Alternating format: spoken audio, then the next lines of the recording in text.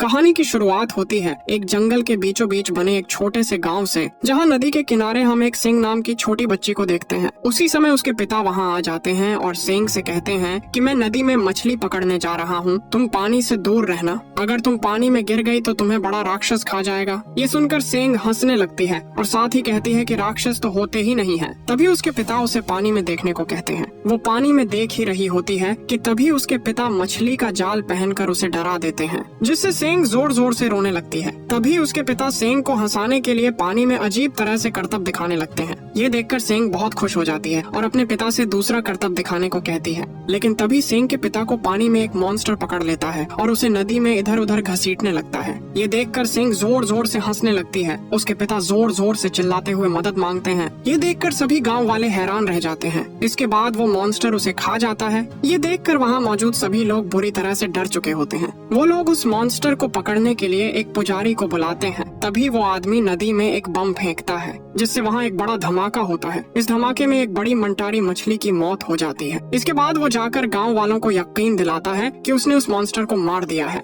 और साथ ही कहता है कि अब तुम्हें डरने की कोई जरूरत नहीं है, क्योंकि वो मॉन्स्टर अब मर चुका है। सभी गांव वाले उस पुजारी को मॉन्स्टर मारने के लिए बहुत सारा खाना और कुछ पैसे देते हैं। लेकिन तभी वहाँ तांग नाम का एक लड़का आ जाता है। वो लड़का सभी गाँव वालों से कहता है कि तुम्हें कोई गलतफहमी हुई है। वो बताता है कि मंटारी मछली ने उस आदमी को नहीं मारा, क्योंकि मंटारी मछली किसी को कोई नुकसान नहीं पहुंचाती। तभी गांव का एक आदमी उस लड़के से पूछता है कि तुम कौन हो, पहले तुम्हें यहाँ कभी नहीं देखा। तांग उस आदमी को बताता है कि मैं एक बौद्ध पुजारी हूँ और मेरा काम होता है मॉन्स्टर को पकड़ना। आप सभी लोग मुझे डेमन हंटर भी कह सकते हैं। ये सुनकर उस पुजारी को गुस्सा आ जाता है, क्योंकि गाँव वाले तांग की बातों पर यकीन करने लगते हैं। इसलिए वो पुजारी गाँव वालों को तांग के खिलाफ भड़काने लगता है और कहता है कि ये एक धोखेबाज है। ये सुनकर गाँव वाले गुस्से में तांग को पीटने लगते हैं और रस्सी से बांधकर नदी के ऊपर लटका देते हैं। इसके बाद पुजारी सभी को बेवकूफ बनाकर कहता है कि मैंने उस मॉन्स्टर को मार दिया है और अब आप सभी नदी में मजे कर सकते हैं। उस पुजारी की बात सुनकर सभी गांव वाले बहुत खुश हो जाते हैं और बड़े ही मजे से नदी में कूदकर नहाने लगते हैं। पर तभी तांग को नदी में वही मॉन्स्टर आता हुआ दिखाई देता है।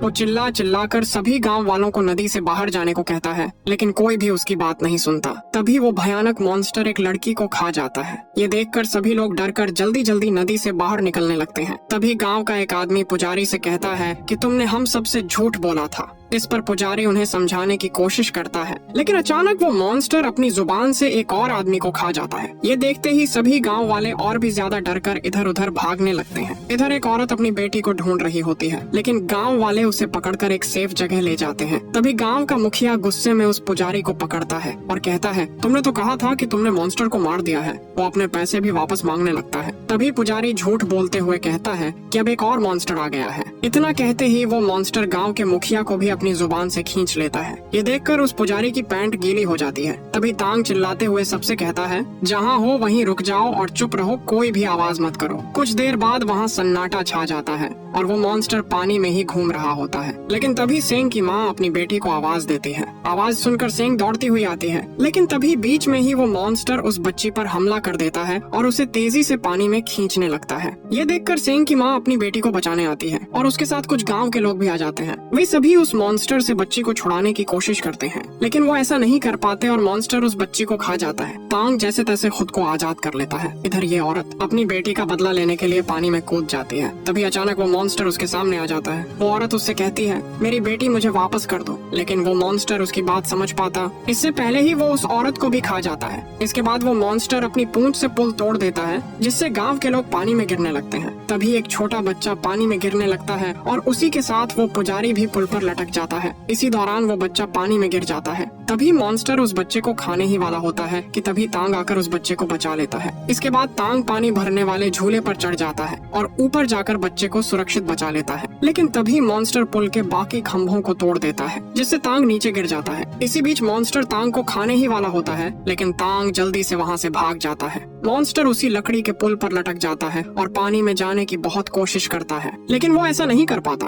तांग उस बच्चे को उसकी माँ को सौंप देता है। इसी दौरान तांग उस पुजारी से कहता है, मुझे उस मॉन्स्टर को पकड़ने के लिए तुम्हारी जरूरत पड़ेगी। इतना कहते ही तांग उसे लेकर उस लकड़ी के पुल पर कूद जाता है ताकि वो उस मॉन्स्टर को उछाल कर ऊपर ला सके। लेकिन उस मॉन्स्टर का वजन बहुत ज्यादा होता है, इसलिए वो ऐसा नहीं कर पाते और बहुत ऊपर उछाल कर गिर जाते हैं। ये देखकर कुछ लोग भी उस पुल पर कूद जाते हैं, लेकिन वे लोग भी ऐसा नहीं कर पाते। लेकिन तभी एक मोटी औरत दौड़ती हुई वहाँ आती है, जिससे पूरा घर हिलने लगता है। और जब वो मोटी औरत उस पुल पर कूदती है तो वो मॉन्स्टर उस पुजारी के ऊपर आकर गिर जाता है। इसके बाद वो मॉन्स्टर अचानक से इंसान में बदल जाता है। ये देखकर सभी गांव के लोग उसको मारने की कोशिश करते हैं, लेकिन तांग उन्हें ऐसा करने से मना कर देता है। साथ ही कहता है कि इसे मुझे पकड़ने दो, क्योंकि मैं मॉन्स्टर अच्छे से पकड़ता हूँ। इसके बाद तांग शैतान को पकड़ने के लिए अपना सामान नीचे रखता है और एक नर्सरी राइम किताब की मदद से उस शैतान को पकड़ने की कोशिश करता है। ये वही किताब होती है जो उसके गुरु ने उसे दी थी। अब तांग किताब में लिखा हुआ पढ़ने लगता है। ये सुनने के बाद उस शैतान को तांग पर गुस्सा आने लगता है और वो तांग को पीटने लगता है। तभी वहाँ एक सुंदर लड़की आ जाती है जिसका नाम डुआन होता है। वो उस शैतान को बहुत मारती है और वो एक कपड़ा निकाल कर उस पर लपेट देती है, जिससे वो शैतान अचानक से एक पुतला बन जाता है। इसके बाद वो सुंदर लड़की तांग के पास आती है और कहती है, क्या तुम भी शैतान को पकड़ते हो? तांग उससे अपना सिर हिलाकर कहता है, हाँ मैं भी शैतान को पकड़ता हूँ। तभी वो अपने गुरु की किताब दिखाकर उससे कहता है कि मेरे गुरुजी कहते हैं कि मैं सबसे अलग हूँ और मुझ में पैदाइशी हुनर है। लेकिन वो लड़की तांग का मजाक उड़ाते हुए उसे अपने कड़े का जादुई हुनर दिखाती है। ये देखकर गांव के लोग डुआन का शुक्रिया अदा करते हैं। इससे तांग बहुत दुखी हो जाता है, क्योंकि वो गांव वालों को नहीं बचा पाया था। इसके बाद वो अपने गुरुजी के पास जाता है और उनसे कहता है कि मैं गांव वालों की जान नहीं बचा पाया। इस पर उसके गुरु उससे कहते हैं कि आज तुम्हारा जिस मॉन्स्टर से सामना हुआ वो पहले बहुत नेक दिल हुआ करता था। एक दिन वो नदी के किनारे एक बच्चे की जान बचा रहा था, लेकिन गाँव वालों को लगा कि वो इस बच्चे को किडनैप करने के लिए आया है और गाँव वालों ने उसे मार कर नदी में फेंक दिया, जिससे उसे गाँव वालों पर बहुत ज्यादा गुस्सा आ गया और वो बदले की आग में एक शैतान में बदल गया। इसलिए वो गाँव वालों से बदला लेने आया था। इसके बाद तांग अपने गुरुजी से पूछता है, क्या इन नर्सरी राइम में वाकई इतनी ताकत है जो शैतान को नेक दिल बना सकती है?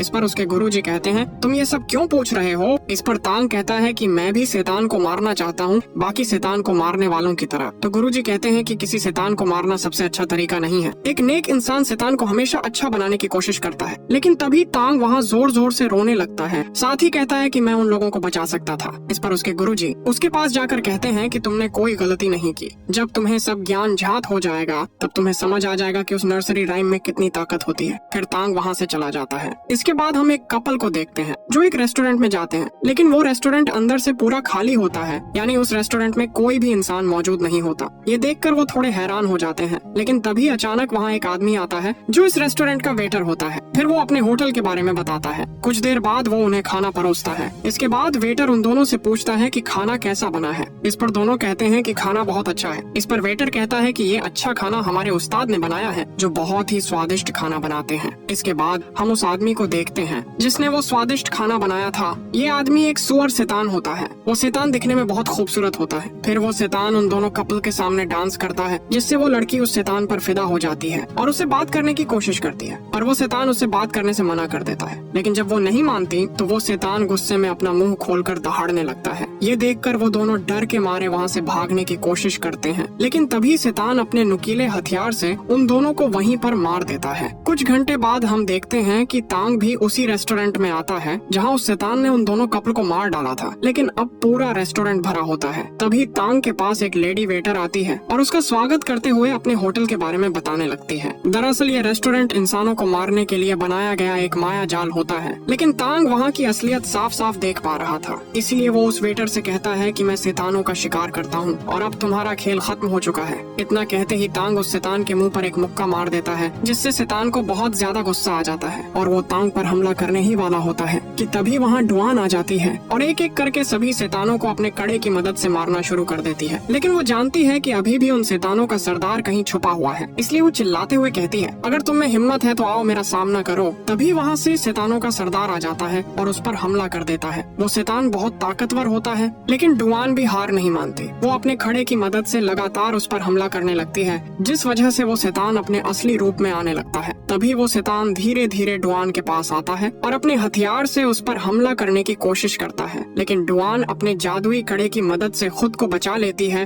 और उस शैतान का हथियार सीधा जाकर जमीन में घुस जाता है। तभी डुआन ऊपर उछलकर अपने कड़े को शैतान के गले में डालकर उसे पीछे से पकड़ लेती है। तभी वो तांग से कहती है कि इस शैतान की बुराई का निचोड़ इसके गले में है, इसलिए तुम्हें इसको किस करके उसे बाहर निकालना होगा। पर तांग देखता है कि उस शैतान का मुंह बहुत घिनौना है, जिससे तांग को बहुत घिन आती है। लेकिन तांग न चाहते हुए भी उस शैतान को किस करते हुए उस शैतान की बुराई को अपने अंदर ले लेता है। पर इससे तांग को बहुत दिक्कत हो रही होती है, इसलिए डुआन तांग को किस करके शैतान की बुराई को अपने अंदर लेकर अपने कपड़े में छोड़ देती है। लेकिन वो शैतान बहुत ताकतवर होता है, इसलिए वो उस कपड़े को फाड़ देता है। ये देखकर डुआन और तांग वहाँ से भागने लगते हैं और पूरा होटल टूटकर नीचे गिर जाता है। इसके बाद डुआन तांग को बताती है कि उस शैतान को मारने पर हमें बहुत पैसे मिल सकते थे, लेकिन वो शैतान बहुत ताकतवर है, इसलिए मैं उसे पकड़ नहीं सकी। इस पर तांग कहता है कि मैं शैतान पकड़कर उनमें अच्छाई पैदा करना चाहता हूँ। ये सुनकर डुआन हंसते हुए कहती है कि अगर तुम ऐसा करोगे तो मारे जाओगे। अब तांग डुआन को थैंक्स कहता है क्योंकि डुआन ने उसकी जान बचाई थी। तांग की अच्छाई देखकर डुआन को उससे प्यार हो जाता है, इसलिए वो तांग से किस करने को कहती है, लेकिन तांग डर कर वहाँ से भाग जाता है। अब अगले दिन तांग अपने गुरुजी के पास जाकर उस सुअर शैतान के बारे में पूछता है। इस पर उसके गुरुजी बताते हैं कि इस शैतान का नाम पिग डेमन है। पिग डेमन पहले दिल का बहुत अच्छा हुआ करता था, पर उसकी शक्ल बहुत बदसूरत थी। पर वो अपनी बीबी से बहुत प्यार करता था, लेकिन उसकी पत्नी इसे धोखा देकर किसी दूसरे के साथ भाग गई और उन दोनों ने मिलकर पिग डेमन को एक तलवार से मार डाला, इसलिए वो एक भयानक शैतान में बदल गया। ये सुनकर तांग अपने गुरुजी से कहता है कि मैं ऐसे शैतान को नहीं पकड़ पाऊंगा क्योंकि वो शैतान बहुत ताकतवर है। तभी गुरुजी कहते हैं कि उसे पकड़ने के लिए उससे भी ताकतवर को तुम्हें ढूंढना होगा और वही तुम्हें शैतानों पर काबू करने का हुनर सिखाएगा। तब गुरुजी तांग को मंकी किंग के बारे में बताते हैं, जैसे कि एक बुद्धा ने पहाड़ों में 500 साल से उसे कैद करके रखा है। इस पर तांग गुरुजी से कहता है कि ये सब झूठ है क्योंकि मंकी किंग को आज तक किसी ने नहीं देखा। लेकिन तभी गुरुजी कहते हैं कि तुम्हें उसे ढूंढने के लिए पुरानी घाटी जाना पड़ेगा, जहाँ पर एक मंदिर है। उस मंदिर में तुम्हें बुद्धा की एक बहुत बड़ी मूर्ति दिखाई देगी और मंकी किंग तुम्हें वहीं मिलेगा। साथ ही वो कहते हैं कि मंकी किंग को बातों में लाना बहुत मुश्किल है, पर तुम हार बिल्कुल भी मत मानना और नर्सरी राइम का इस्तेमाल करना। इसके बाद तांग मंकी किंग को ढूंढने पुरानी घाटी की तरफ निकल पड़ता है, लेकिन रास्ते में वो शैतान पकड़ने वाले जाल में फंस जाता है। तभी तांग देखता है कि उन लोगों ने बहुत से लोगों को बंदी बनाकर रखा है। उन लोगों में डुआन भी मौजूद होती है। ये देखकर उसे बहुत बुरा लगता है। तभी वहाँ एक लड़की आती है और उनसे कहती है कि हम यहाँ शैतान का शिकार करने के लिए आए हैं और शैतान के साथ साथ उन्हें पकड़ने वालों को भी हम जान से मार डालते हैं। इसके बाद वो एक शैतान पकड़ने वाले आदमी को मार कर दिखाती है। फिर वो लड़की तांग को मारने आती है, लेकिन तभी डुआन वहाँ आकर कहती है कि तांग मेरे पति हैं, हम दोनों में लड़ाई हो गई थी, इसलिए ये मुझे घर ले जाने के लिए आए हैं। ये सुनकर वहाँ मौजूद एक आदमी कहता है कि अगर तुम पति पत्नी हो तो इन्हें कहो कि एक दूसरे से गले लगें। लेकिन तांग ऐसा बिल्कुल भी नहीं करता, जिससे वे लोग उनके गले पर खंजर रख देते हैं। तभी तांग ना चाहते हुए भी गले लगने के लिए तैयार हो जाता है, लेकिन डुआन मजाक कर रही होती है। तांग सब कुछ समझ जाता है। दरअसल ये सभी लोग मिले हुए होते हैं। ये सब देखकर डुआन को अपने साथियों पर बहुत गुस्सा आता है। दरअसल डुआन ने ही ये सब कुछ करवाया था, क्योंकि वो इन सब की बॉस होती है। इसके बाद डुआन तांग से कहती है कि मेरे पास तुम्हें मनाने के लिए कोई और दूसरा रास्ता नहीं था। साथ ही कहती है कि मैं तुम्हें बहुत पसंद करती हूँ। लेकिन तांग उससे कहता है कि मैं बस एक मामूली सा शिकारी हूँ और मुझे अपना लक्ष्य पाना है, मैं तुमसे प्यार नहीं कर सकता। अच्छा होगा कि तुम मुझे भूल जाओ। इतना कहते ही वो वहाँ से जाने लगता है, पर डुआन के साथी तांग को पकड़ लेते हैं और उसे एक पिंजरे में कैद कर देते हैं। इसके बाद डुआन अपने साथियों से कहती है कि मुझे बिल्कुल भी समझ नहीं आता कि तांग मुझे पसंद क्यों नहीं करता।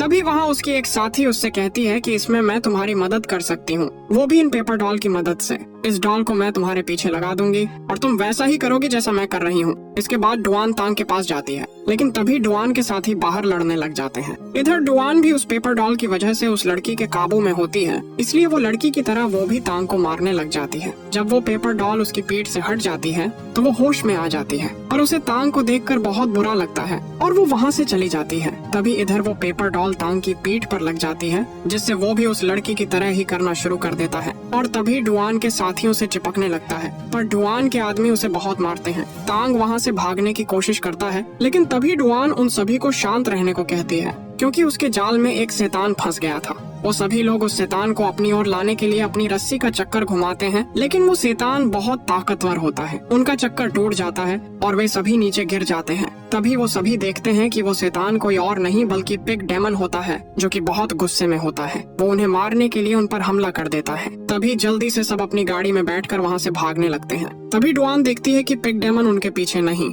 बल्कि आगे होता है, इसलिए वो तांग की जान बचाने के लिए तांग को गाड़ी से बाहर फेंक देती है और अपनी गाड़ी से उस शैतान को टक्कर मार देती है। लेकिन वो शैतान बहुत ताकतवर होता है। वो उनकी गाड़ी को पूरी तरह से तोड़ देता है और सभी साथी इधर उधर फेंका जाते हैं। ये देखकर तांग तुरंत दौड़ता हुआ डुआन के पास जाता है। तांग को लगता है कि डुआन मर चुकी है, इसलिए वो रोते हुए उससे कहता है कि तुम मुझे छोड़कर नहीं जा सकती हो। तभी अचानक से डुआन उठ जाती है और तांग ये देखकर चौंक जाता है। अब क्योंकि तांग भी उसे पसंद करने लगा था, इसीलिए दोनों गले लग जाते हैं। लेकिन तभी उनके पास वही शैतान आने लगता है। उसी वक्त वहाँ एक टाइगर समुराई आ जाता है और उन दोनों के बीच बहुत खतरनाक लड़ाई शुरू हो जाती है। देखते ही देखते समुराई उस शैतान को बहुत आसानी से हरा देता है। ये देखकर वो शैतान वहाँ से भागने लगता है। तभी समुराई उसे मारने के लिए उसका पीछा करने जाने ही वाला होता है कि तभी वहाँ एक और समुराई आ जाता है और उससे लड़ाई करने लगता है, जिसका नाम ओलमिला घटी फुट होता है और उसकी ताकत उसके पैरों में होती है। तभी उन दोनों की फाइट शुरू हो जाती है, लेकिन फाइट करते करते वो एकदम रुक जाते हैं क्योंकि उन दोनों के बीच हवा में एक तलवार उड़ती हुई आती है। वे सभी देखते हैं कि तलवार फेंकने वाला कोई और नहीं